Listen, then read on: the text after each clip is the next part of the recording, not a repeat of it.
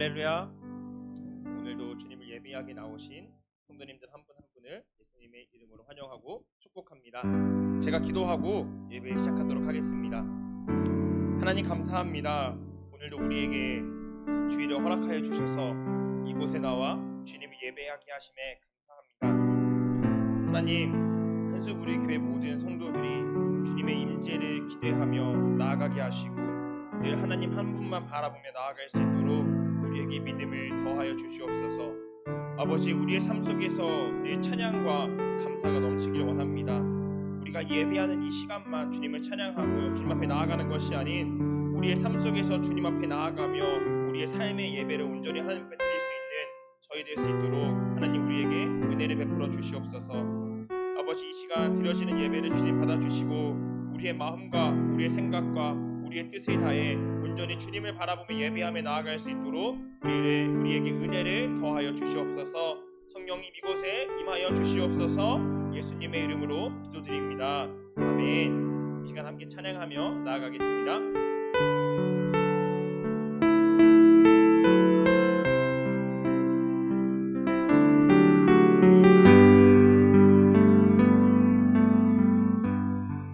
하늘의 문을 여소서, 이곳을 주목하소서.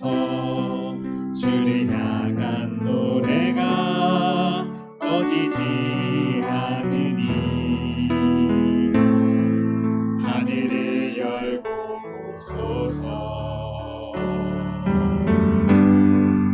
이곳에 임재하소서. 주님을 기다립니다. 기도의 향기가 하늘에 닿으니 주여 임재하여 주소서. 이곳에 오셔서 이곳에 앉으소서. 이곳에서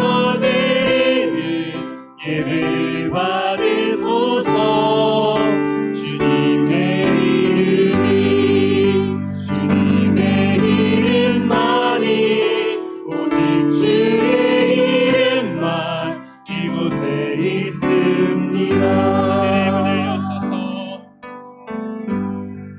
하늘의 문을 여소서. 이곳을 주목하소서. 주를 향한 노래가 꺼지지 않으니 하늘을 열고 보소서. 이곳에 임재하소서. 주님을 기다립니다.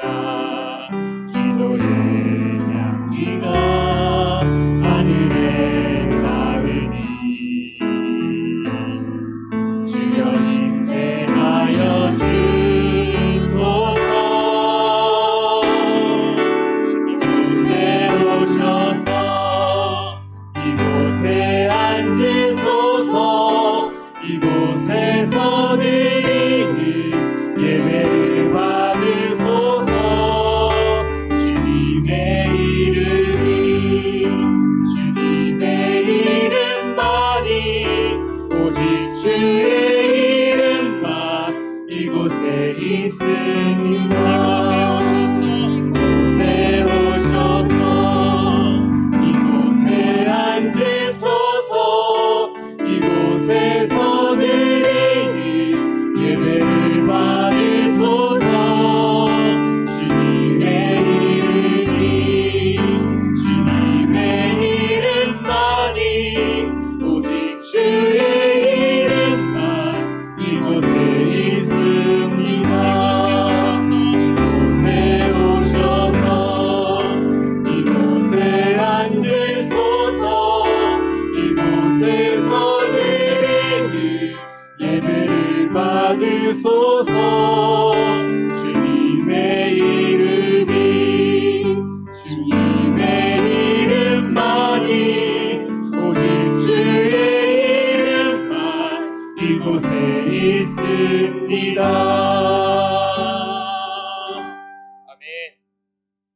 시간 함께 계속해서 찬양하며 나아가겠습니다.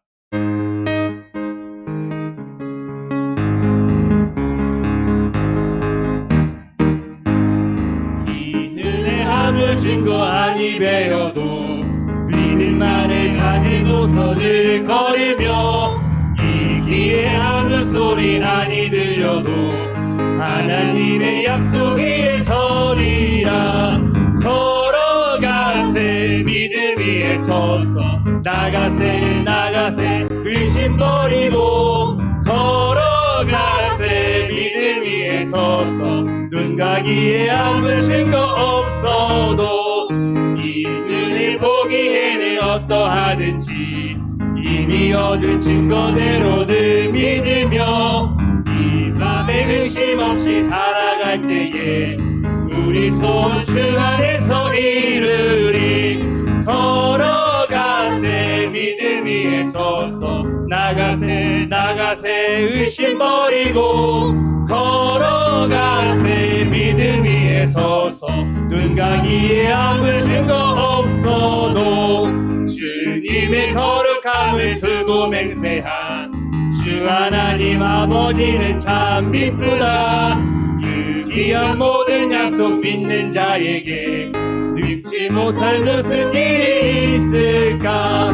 걸어가세 믿음 위에 서서 나가세 의심 버리고 걸어가세 믿음 위에 서서 눈 가기에 아무 증거 없어도 이 눈을 보기에는 어떠하든지 이미 얻은 증거대로 늘 믿으며 이 맘에 의심 없이 살아갈 때에 우리 소원 주 안에서 이루리. 걸어가세 믿음 위에 서서 나가세 의심 버리고 걸어가세 믿음 위에 서서 눈 가기에 아무 증거 없어도 주님의 거룩함을 두고 맹세한 주 하나님 아버지는 참 미쁘다. 그 귀한 모든 약속 믿는 자에게 듣지 못할 무슨 일이 있을까.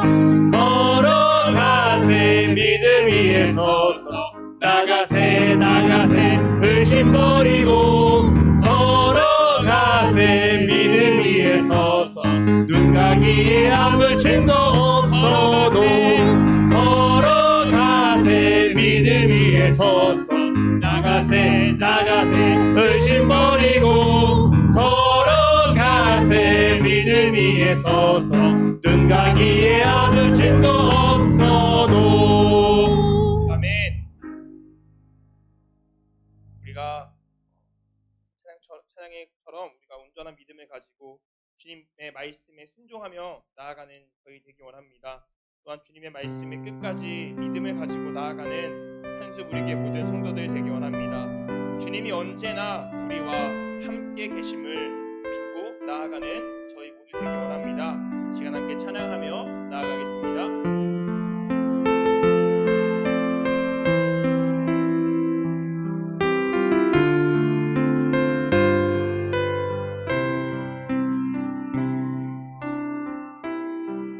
주님 나를 부르시니 두려움 없이 애써 나아가리라. 주님 나를 부르시니 주님 내게 오라시니 주님 보고 계시기에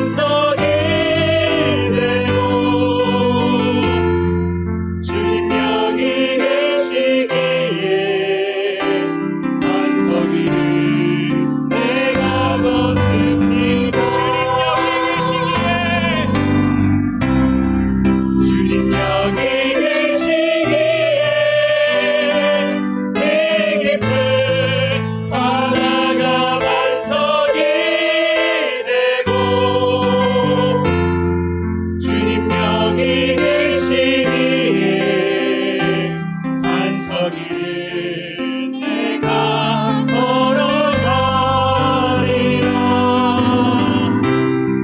주님명이 계시기에 저같이 파도가 반석이 되고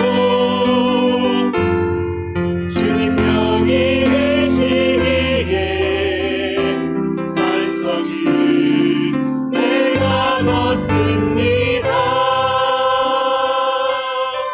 할렐루야. 오늘도 하나님의 은혜와 축복이 여러분과 여러분의 가정에 충만하시기를 주님의 이름으로 축원을 드립니다. 우리 함께 앞뒤 바우 형제 자매 함께 인사 나누겠습니다. 하나님은 당신을 사랑하십니다. 하나님의 은혜를 받으시기 바랍니다. 축복의 시간이 되시기 바랍니다. 감사합니다. 정말 하나님이 여러분을 사랑하십니다.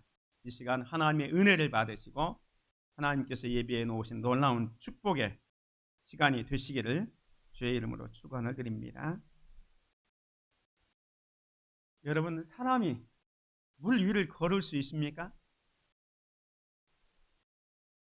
걸을 수 있습니까? 없습니까? 예, 걸을 수 없습니다. 우리가 가진 상식과 과학적 지식으로는 사람이 물 위를 걸을 수가 없습니다. 그런데 오늘 같이 읽은 본문의 말씀에 보면 예수님께서 갈릴리 바다 위를 걸으셨습니다. 뿐만 아니라 베드로가 바다 위를 걷고 있는 사건을 다루고 있습니다. 우리는 예수님은 전능하신 하나님, 오늘 본문에도 예수님을 향해서 진실로 하나님의 아들이로소이다. 오늘 저와 여러분들은 예수님은 전능하신 분, 하나님의 아들로 믿기 때문에 그래, 예수님은 물 위를 걸을 수 있다고 치자. 그런데 베드로는 전능하지도 않고 하나님도 아니잖아. 그냥 순수히 똑같은 우리와 같은 인간인데 베드로가 물 위를 걸었습니다. 아멘? 믿겨지지 않는 것 같아요. 그러면 예수님이 물 위에 걸으셨다는 것은 믿습니까? 아멘. 오늘 본문에 보면 베드로도 물 위를 걸었다고 말씀하고 있습니다. 그렇습니다. 오늘 성경은 분명히 예수님께서 물 위를 걸으셨고 그의 수제자 베드로도 물 위를 걸었다고 기록하고 있습니다. 베드로는 어떻게 해서 물 위를 걸을 수 있었을까요? 뿐만 아니라 오늘 본문에 보면 베드로는 또 물에 빠졌습니다. 베드로가 물 위를 걸었다는 것은 무엇을 의미합니까? 인간의 불가능을 초월한 것입니다. 인간의 지식과 자연 법칙, 인간의 한계를 극복한 것입니다. 우리가 불가능하다고 여기는 것을, 어렵다고 하는 문제들을 한 방에 해결한 것이 베드로가 물 위를 걸은 겁니다. 예수님은 하나님이니까, 전능하시니까 물 위를 걸을 수 있겠지요. 그런데 인간 베드로가 물 위를 걸을 수 있었다는 것은 우리의 삶 속에서 우리의 한계를 극복하고 불가능을 가능하게 하고 아주 힘들고 어려운 문제들을 한 번에 해결하는 비결을 오늘 본문에서 배울 수가 있는 것입니다. 그렇다면 이 베드로는 어떻게 해서 물을 걸을 수 있었고, 또한 베드로는 왜 물에 다시 빠졌을까요? 오늘 본문 말씀을 통해서 시선을 주님께 고정시킵시다. 시선을 주님께 고정시킵시다 라는 제목으로 함께 말씀을 나누면서 은혜를 받기를 원합니다. 사탄은 우리의 시선을 다른 곳에 두게 합니다. 예수 그리스도를 믿는, 하나님을 믿는 우리는 당연히 우리의 시선을 하나님께 두어야 맞습니다. 그런데 사탄은 늘 언제나 우리를 유혹하면서 우리의 시선을 주님에게서 멀어지게 할 뿐만 아니라 우리의 시선을 다른 곳에 두게 합니다. 그래서 실패하게 하고 넘어지게 하고 실족하게 합니다. 오늘 본문의 말씀은 예수님께서 보리떡 5개와 물고기 2마리로 5,000명을 먹이신 기적 사건 이후에 있었던 사건입니다. 예수님은 군중들을 돌려보내시면서 제자들을 서둘러 배를 타고 먼저 건너가게 하셨습니다. 그리고 예수님은 혼자 남아서 기도하고 계셨습니다. 그런데 배는 이미 떠났고 바람과 풍랑으로 인해서 제자들이 고난을 당하고 있었습니다.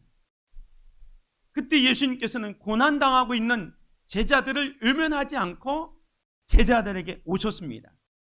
예수님은 전능하신 분, 능력의 하나님이기 때문에 물 위를 첨벙첨벙 걸어서 오셨습니다. 그런데 그 걸어오시는 예수님을 제자들이 봤을 때는 유령이라고 생각했어요. 그래서 두려워하고 있었습니다. 그때 베드로가 그 유령이라고 생각했던 그쪽을 향해서 이렇게 이야기합니다. 예수님께서 난이 두려워하지 말라라고 하니까 주여 만일 주님이 이것인 나를 명하사 물 위로 오라 하소서 하니, 만약에 주님이라면 나에게 명령해서 물 위를 오라고 하십시오. 베드로가 예수님에게 요청합니다. 예수님이 오라 말씀합니다. 그래서 베드로가 배에서 내려 물 위로 걸어서 예수께로 갑니다. 사랑하는 성도 여러분, 여러분은 물 위를 걸을 수 있습니까? 물론 걸을 수가 없습니다. 왜요? 우리 스스로 걸을 수 없다고 생각하기 때문에 그렇습니다. 여러분이 물 위를 걸을 수 없다고 믿는 그 믿음이 여러분으로 하여금 물 위를 걸을 수 없도록 만들고 있습니다.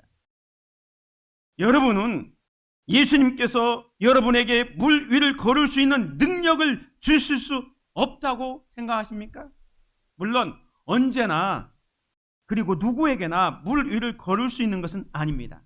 그렇지만 오늘 본문에 있는 것처럼 예수님께서 오라고 베드로에게 얘기했을 때 베드로가 그 말씀을 믿고 물 위를 걸어갔을 때는 베드로도 물 위를 걸어갈 수 있었습니다. 마찬가지로 예수님께서 우리에게, 오늘 저와 여러분에게 물 위를 걸어서 오라고 말씀하시면 우리도 물 위를 걸을 수가 있습니다. 물 위를 걷는다는 것은 불가능을 가능하게 하고 인간의 한계를 초월하게 하고 힘들고 어렵게 느껴졌던 문제를 우리가 해결할 수 있다는 거예요. 예수 그리스도 안에서. 할렐루야. 그런데 오늘 본문에 보면 물 위를 걷던 베드로가 어째서 물 속에 빠졌습니까? 30절에 보면 바람을 보고 무서워 빠져가는지라. 예수님의 말씀을 듣고 믿음으로 걸어갔을 때는 바다 위를 걸어갔던 베드로가 걸으면서 차갑고 시퍼런 파도를 바라보게 됩니다. 그 순간 내가 지금 무슨 일을 하고 있지? 내가 바다 위를 걷고 있잖아. 내가 이렇게 하는 게 맞아? 하면서 그 바람을 보고 있는 순간 물이 베드로를 순간적으로 삼켜 버렸던 것입니다. 베드로가 예수님을 바라보고 그의 시선을 주님을 향했을 때는 인간의 불가능을 초월해서 물 위를 걸을 수가 있었습니다.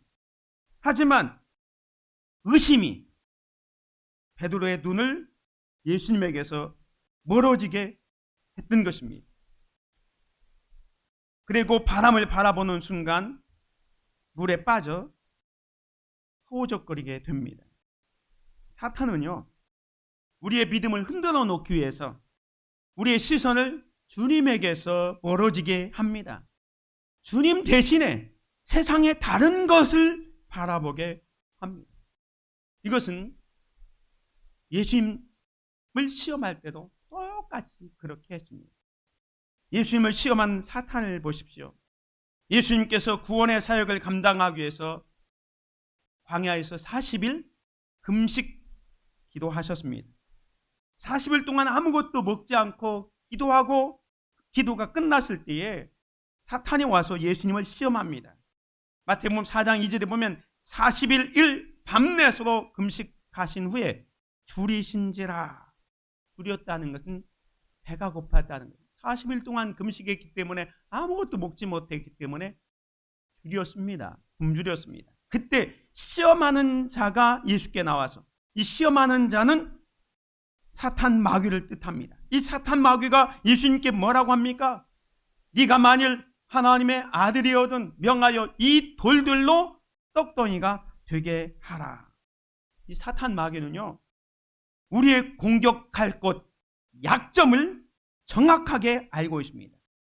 마귀 사탄은 우리의 상태를 정확하게 알고 우리의 필요와 우리의 약점을 알고 그것을 공격하는 겁니다.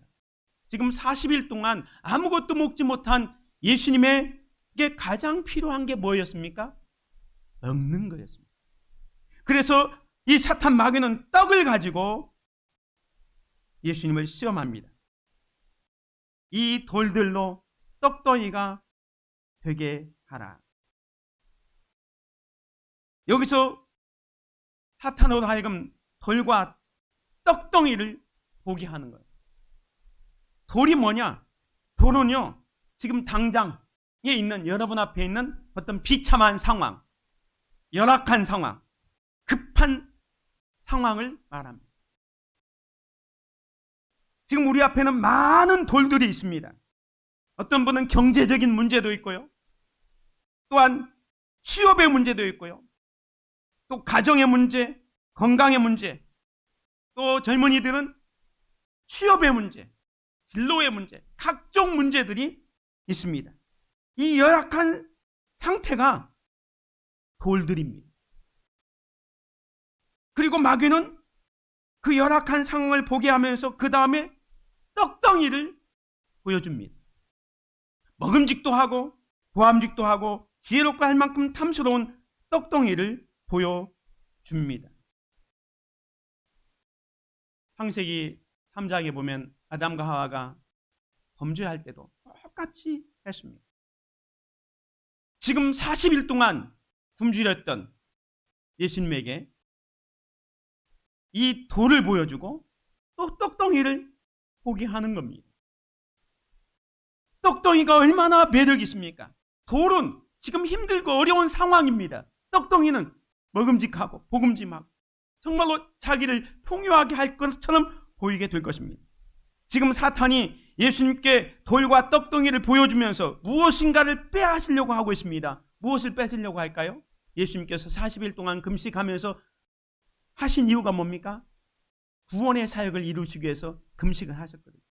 그러니까 네가 이 땅에 와서 인간을 구원하려고 하는 이 구원의 사역은 정말로 힘들고 어렵고 고난의 길이다. 그러니 그거 다 집어치우고 이 떡덩이를 먹어라 라는 유혹을 하고 있는 것입니다. 예수님께서 이 땅에 오신 목적, 구원의 사역을 잊어버리게 하는 거죠. 예를 들어서 어떤 청년이 대학을 졸업하고 정말로 굉장히 좋은 인류 어떤 대기업에 취업을 했습니다. 처음에 이 대기업에 취직하는 순간 이 사람은 너무너무 감사해서 감사를 드렸습니다. 그런데 조금 다니다 보니까 전에 보이지 않았던 것이 조금씩 보이기 시작합니다. 회사의 다른 동료들이 들고 있는 떡덩이가 보이게 되는 겁니다.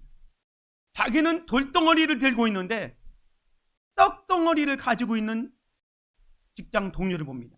자기보다 스펙이 좋고 자기보다 학벌이 좋고 자기보다 배경이 좋은 그 사람들을 보면서 자기가 가지고 있는 이 떡덩이가 초라하게 더 느껴지기 시작하게 됩니다. 왜 나는 저들과 같지 않을까? 왜 나에게는 저들이 가지고 있는 능력이나 스펙이 없을까? 하면서 그렇게 감사와 감격과 기쁨으로 다녔던 회사가 실직 나기 시작합니다. 왜 그렇습니까? 이것은 다른 사람과 비교하면서부터 생기게 되는 거예요. 보는 것부터 시작이 되는 거예요. 사탄은 먼저 우리를 공격할 때 시선, 보는 것으로 공격합니다. 예수님께서 시험 당할 때 돌들을 보여주고 떡덩이를 보여주고, 두 번째 시험도 마찬가지입니다. 두 번째는 이 마귀가 예수를 거룩한 성으로 데려가다가 성전 꼭대기에 세웁니다. 성전 꼭대기를 보게 하고, 그 다음에 네가 만일 하나님의 아들이거든 뛰어내리라. 기록되었을 때 그가 너를 위하여 그의 사자들을 명하시리니 그들이 손으로 너를 받들어 발이 돌에 부딪히지 않게 하리로다 하였느니라. 이 말은 뭡니까? 네가 그 성전 꼭대기에서 뛰어내려도 하나님께서 너를 딱 받아서 안전하게 보호하여 줄 거니까 뛰어내리라. 이 광경을 얘기하면서 예수님으로 하여금 성전 꼭대기와 뛰어내렸을 때 하나님께서 자기를 받아줄 때 그것을 보는 군중들의 환호, 와, 진짜 하나님의 아들이구나 환호하는 모습을 바라보게 하는 겁니다. 사탄은 지금도 우리로 하여금요, 이 성전 꼭대기와 군중들의 환호를 보게 하는 거예요. 위험한 상황 속에서 떨어졌을 때 또 환호하는 그 군중들의 환호를 보면서 무엇을 선택할까 보게 합니다.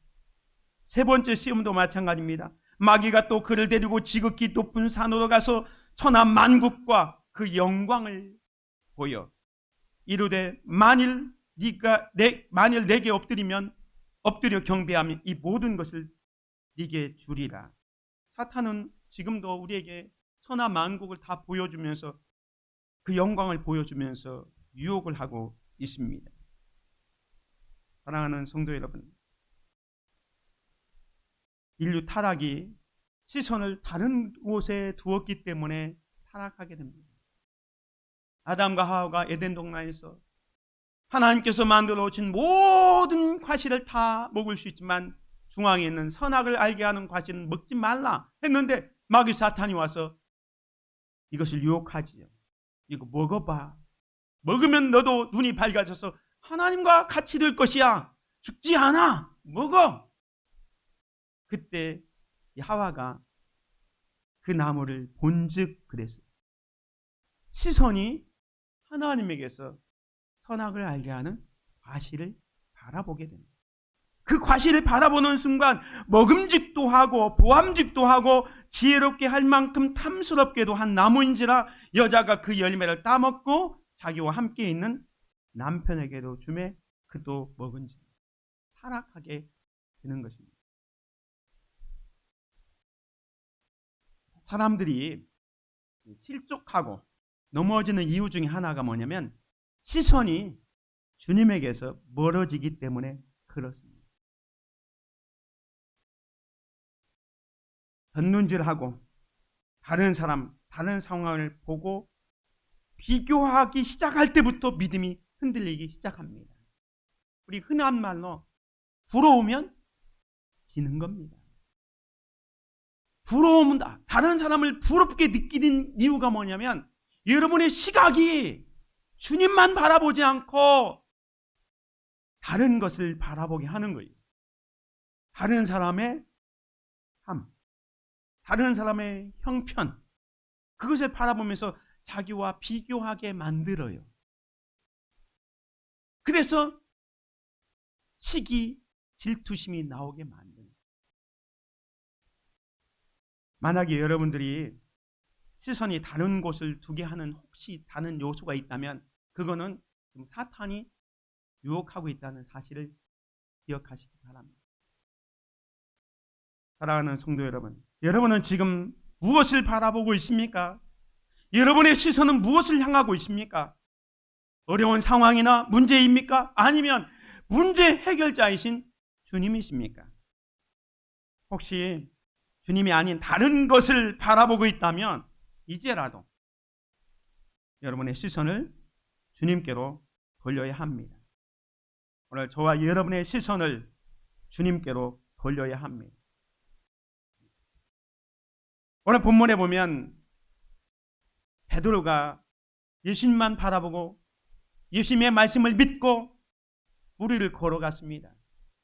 그런데 바람을 바라보는 순간 무서워 빠져갑니다. 이때 소리질러 이르되 주여 나를 구원하소서.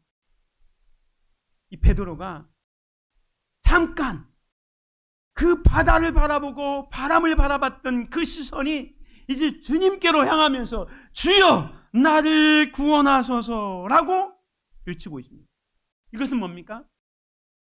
바람을 바라보는 시선이 이제 주님을 바라보는 시선으로 바뀐 거예요.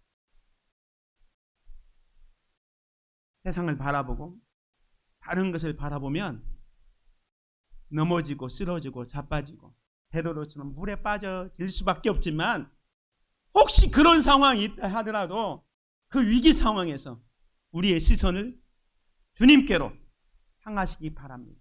주여 나를 구원하소서. 바라봄의 원칙이라는 법칙이라는 게 있습니다. 바라봄의 법칙. 마음속에 비전을 품고 믿음으로 바라보며 내가 할 수 있는 한 최선을 다하면 하나님께서 반드시 이루어 주신다는 삶의 체험적 고백이 바라봄의 법칙입니다. 사랑하는 성도 여러분, 오늘 우리는 무엇을 바라보고 있습니까?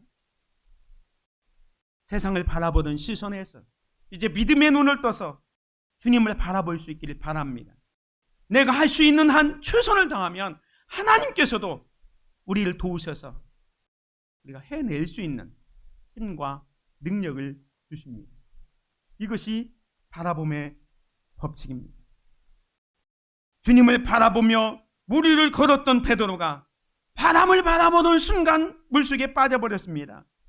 오늘 우리 믿음의 성도들이 주님을 의지하고 주님만 바라보고 살아갈 때에 우리는 기적을 경험하고 능력 있는 삶을 살게 될 것입니다. 그러나 우리의 시선이 세상을 향하는 순간 어려움과 역경이 닥쳐옵니다. 그때 지체 없이 세상을 향했던 우리의 시선을 주님께로 돌려야 됩니다. 환경을 바라보던 시선, 문제만 바라보던 시선, 사람을 의지했던 시선, 물질을 의지했던 그 시선을 주님께로 돌려야 합니다. 우리는 믿음의 사람들입니다. 그렇다면 우리가 하나님은 바라봐야 되죠. 자신을 바라보고 환경을 바라보고 상황을 바라보면 실패하고 낙담할 수밖에 없습니다. 환경을 초월해서 문제를 초월해서 역사하시는 주님을 바라볼 수 있기를 주님의 이름으로 축원을 드립니다. 믿음의 사람 모세는 히브리서 11장에 보면 이렇게 고백하고 있습니다. 믿음으로 모세는 장성하여 바로의 공주의 아들이라 칭함받기를 거절하고 도리어 하나님의 백성과 함께 고난받기를 잠시 죄악의 낙을 누리는 것보다 더 좋아하고 그리스도를 위하여 받는 수모를 애굽의 모든 보화보다 더 큰 재물로 여겼으니 이는 상 주심을 바라봅니다. 모세가 바로의 왕궁에서 편안하게 살 수 있었습니다. 그런데 자기는 히브리인이란 정체성 때문에 자기 나라 백성들이 고통당하는 것을 외면할 수 없었습니다. 그래서 여기 있는 것처럼 장성하여 바로의 공주의 아들이라 칭함받기를 거절합니다. 도리어 하나님의 백성과 함께 고난받기를 잠시 죄악의 낙을 누리는 것보다 더 좋아해서 하나님의 부름에 합당한 사명을 감당하기 위해서 그 길을 갑니다. 이렇게 했던 것이 뭐냐? 상 주시는 몸을 바라보았기 때문입니다. 오늘 우리는 우리의 눈을 들어서 주님을 바라볼 수 있기를 바랍니다. 시편 기자는 이렇게 얘기합니다. 하늘에 계시는 주여, 내가 눈을 들어 주께 향하나이다. 주님을 바라보는데 어떻게 바라보느냐? 마치 상전의 손을 바라보는 종들의 눈같이, 여주인의 손을 바라보는 여종의 눈같이 우리의 눈이 여호와 우리 하나님을 바라보며 우리에게 은혜를 베풀어 주시기를 기다리나이다. 이 시편 기자는 자신의 눈이 여호와 하나님께 고정되어 있음을 고백하면서 주변의 어려운 환경에서 하나님의 은혜를 구합니다. 사람이 관심 있는 것에 시선을 집중합니다. 자동차를 좋아하는 사람은 자동차 지나가면 그 자동차 이름 다 알면서 나도 저런 자동차 갖고 싶다. 자동차에 관심이 있으면 자동차에 대해서 시선이 쫙 갑니다. 여러분의 관심이 무엇입니까? 여러분이 지금 바라보는 그것이 여러분이 관심 갖고 있는 거예요. 마음이 있는 곳에 관심이 있습니다. 관심이 있으면 거기에 집중하게 되는 겁니다. 시편 기자가 또다시 이렇게 이야기합니다. 하나님께 소망을 둬라. 여기 43절 시편 43편 5절에 보면 내 영혼아 네가 어찌하여 낙심하며 어찌하여 내 속에서 불안해하는가? 너는 하나님께 소망을 둬라. 하나님께 소망을 둬라. 그가 나타나 도우심으로 말미암아 내 하나님을 여전히 찬송하리로다. 시편 기자가 자기 스스로를 향해서 내 영혼아 네가 어찌하여 낙심하며 네가 어찌하여 속에서 불안하는가? 너 자신을 바라보면 불안하고 초조하고 안 되고 불가능한 것밖에 안 보이지만 전능하신 하나님, 능력의 하나님, 천지 만물을 창조하신 그 하나님을 바라보라 말씀합니다. 오늘 저와 여러분들이 믿음의 주에 온전케 하시는 예수 그리스도를 바라볼 수 있기를 바랍니다. 예수님을 바라본다는 게 뭡니까? 예수님을 바라본다는 것은 예수님께서 나를 위해서 십자가에 못 박혀 피 흘리신 그것을 바라보는 겁니다. 부활하신 예수님을 바라보는 겁니다. 나를 위해서 지금도 앞장서서 일하시는 주님을 바라보는 겁니다. 그 주님이 내 죄의 문제를 해결해 주시고 내 질병의 문제도 고쳐주시고 내 직장의 문제, 내 진로의 문제, 심지어 내 죽음의 문제까지 해결해 주십니다. 이 주님을 바라볼 수 있기를 바랍니다. 바라본다, 시선을 둔다는 것은 관심을 의미합니다. 보물이 있는 곳에 마음이 있듯이 우리의 시선이 주님께로 향한다는 것은 주님을 신뢰하고 의지하는 것을 의미합니다.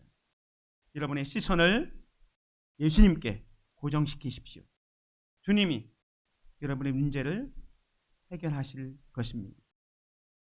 우리가 시선을 주님께 고정시킬 때에 주님이 일하기 시작합니다. 오늘 본문 말씀에 보면 베드로가 바람을 보고 무서워 빠져가는지라 소리질러 이르되 주여 나를 구원하소서라고 주님을 바라보는 순간 주님이 어떻게 하셨습니까? 31절에 보면 예수께서 즉시 소리 내물어 그를 붙잡으시며 이르시되 믿음이 작은 자여 왜 의심하였느냐 하시고 배에 함께 울음에 바람이 그치는지라 라고 말씀하고 있습니다. 베드로가 물에 빠져가는 순간이지만 그 순간에라도 시선을 주님께 돌려서 주여 나를 구원하소서라고 외쳤더니 예수님께서 즉시 손을 내밀어 베드로를 붙잡아 주셨습니다. 그러면서 믿음이 작은 자여 왜 의심하였느냐? 믿음이 적은 것과 의심한 것을 말씀을 하셨습니다. 예수님께서 함께 배에 오르자 바람이 잔잔해졌습니다. 사랑하는 성도 여러분, 우리가 우리의 시선을 주님께로 향하는 순간 주님이 즉시 일하신다는 것을 기억하시기 바랍니다. 우리가 주님을 향하여 SOS, 구원을 요청을 하는 순간 주님은 즉시 손을 내밀어서 우리의 손을 붙잡아 주신다는 사실을 믿으시기 바랍니다. 제가 늘 말씀드리지만 우리가 무엇을 해보려고 막 발버둥 치고 막 노력하면요, 예수님은 열중쳐다하고 있어요. 그래, 네가 해볼래? 한번 해봐. 그냥 구경하고 있어요. 왜? 우리가 해보려고 막 발버둥 치니까. 그런데 물속에 빠져가는 순간에 주여 나를 구원하소서 주님 앞에 SOS를 보내면 주님은 즉시 손을 내밀어 우리를 붙잡아 주십니다. 사랑하는 성도 여러분, 여러분이 무슨 일 할 때 여러분의 힘으로 해보려고 발버둥 치지 말고 주님을 바라보시기 바랍니다. 주님께 시선을 고정시키십시오. 그때 주님이 일하시기 시작합니다. 우리가 무엇을 바라볼 것인가?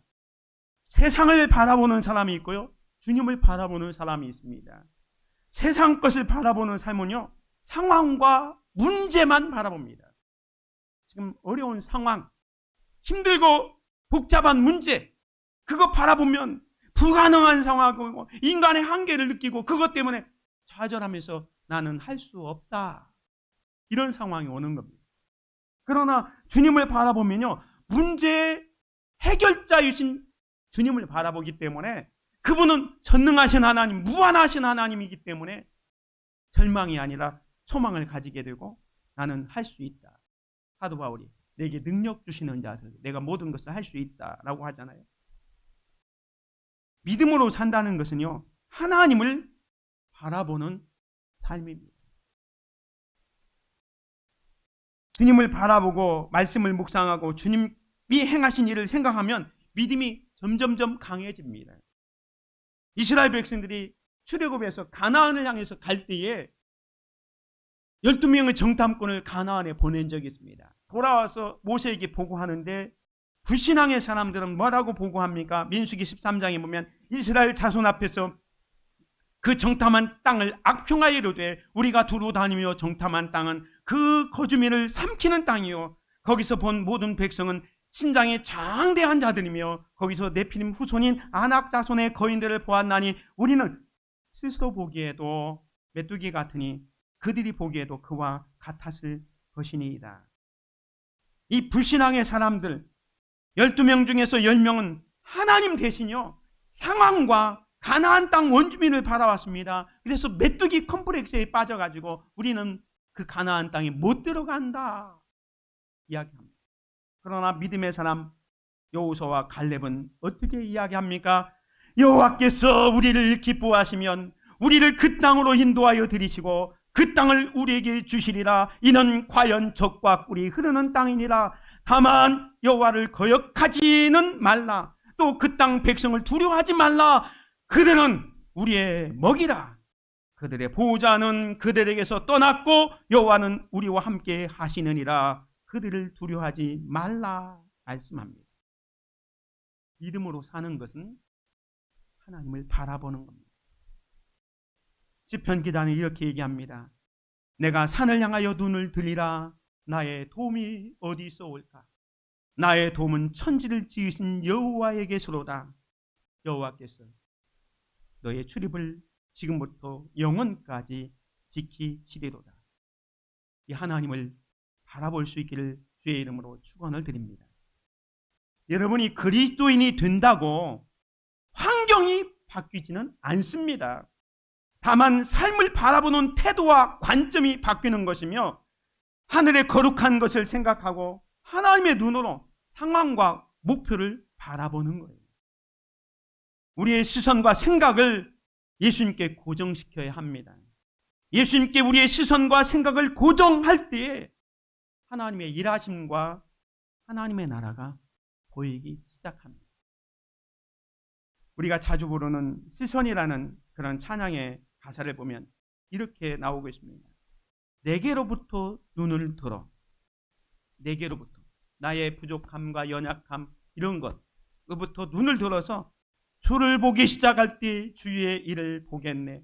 내 작은 마음 돌이키사 하늘에 꿈꾸게 하네. 주님을 볼 때 모든 시선을 주님께 드리고 살아계신 하나님을 느낄 때 내 삶은 주의 역사가 되고 하나님이 일하기 시작하네. 성령이 나를 변화시켜 모든 두려움 사라질 때 주의 일을 보겠네. 황폐한 땅 한가운데서 주님 마음 알게 되리. 주님을 볼 때 모든 시선을 주님께 드리고 살아계신 하나님을 느낄 때 내 삶은 주의 역사가 되고 하나님이 일하기 시작하네. 우리의 마음과 시선을 주님께로 향할 때 주님은 우리를 위하여 일하십니다. 주님을 바라보는 것이 믿음입니다. 여러분의 믿음의 시선이 능력과 기적을 경험하게 합니다. 어떤 상황에서도 환경이나 사람을 의지하지 말고 오직 주님만 바라봅시다. 우리의 시선을 주님께 고정시킬 수 있는 저와 여러분이 되기를 주님의 이름으로 축원을 드립니다.